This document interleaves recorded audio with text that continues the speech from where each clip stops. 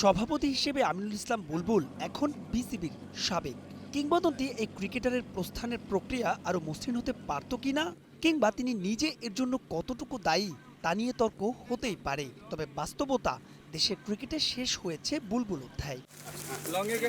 মাঝে খবর রটে এশিয়ান ক্রিকেট কাউন্সিলের ডেভেলপমেন্টের চেয়ারম্যান হয়েছেন আমিনুল ইসলাম বুলবুল। তবে তিনি নিজে আপাতত সে গুঞ্জন উড়িয়ে দিয়েছেন। যদিও এসিসির চেয়ারম্যান মহসিন নাকভির সঙ্গে বুলবুলের সখ্যতার খবর তো সবারই জানা। চলতি মাসের 18 থেকে 20 তারিখ থাইল্যান্ডে বসবে এসিসির বিশেষ সভা। বাংলাদেশ থেকে যেখানে প্রতিনিধিত্ব করবেন প্রধান নির্বাহী কর্মকর্তা নিজামুদ্দিন চৌধুরী সুজন। ইতোমধ্যে ভিসার জন্য আবেদনও করেছেন তিনি। সব কাজ সামলাতে পারলে সে সভায় যোগ দিতে পারেন বোর্ডের অ্যাডহক কমিটির সভাপতি তামিম ইকবালও। যদিও জানা গেছে সে সম্ভাবনা ক্ষীণ।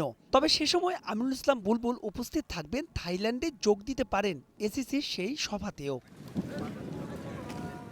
বিসিবির সঙ্গে কাটআপের পর খুব একটা দিন বেকার থাকতে হচ্ছে না টাইগার ক্রিকেটের সাবেক এই অধিনায়ককে।